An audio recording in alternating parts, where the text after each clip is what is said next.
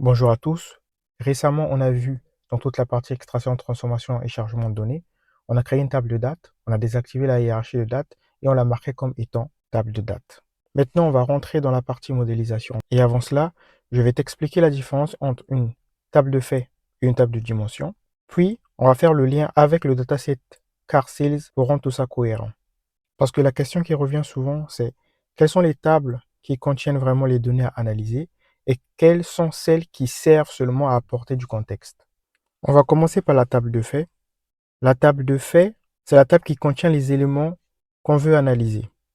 Autrement dit, elle contient les éléments mesurables. Un exemple connu, c'est le contexte de vente. Et dans ce contexte, la table de fait peut contenir le nombre d'unités vendues, le montant des ventes ainsi que le chiffre d'affaires. Donc très souvent, une table de fait contient des colonnes numériques qu'on va additionner, agréger ou analyser dans des visuels. Elle contient aussi généralement différents identifiants qui permettent de faire le lien avec d'autres tables. Et s'il faut résumer tout ça, c'est que la table de fait répond à la question qu'est-ce qui s'est passé.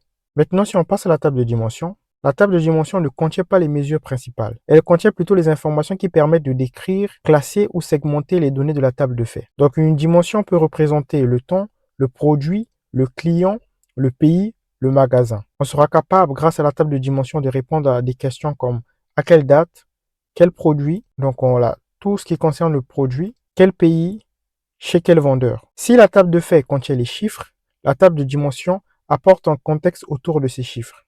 La table de fait contient ce qui s'est passé. La table de dimension va contenir le contexte de ce qui s'est passé. C'est vraiment cette logique qu'il faut garder en tête. Appliquons cela avec le dataset car sales.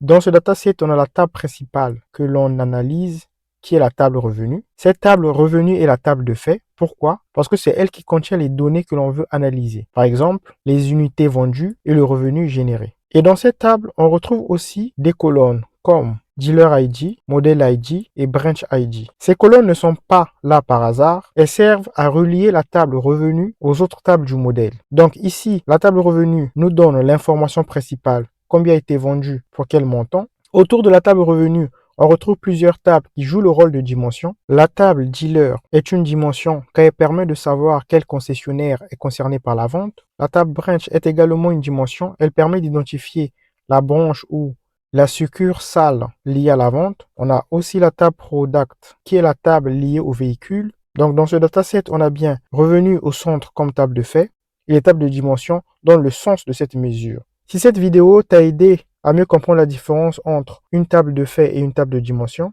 pense à liker et à t'abonner si ce n'est pas encore fait et on se retrouve dans la prochaine vidéo.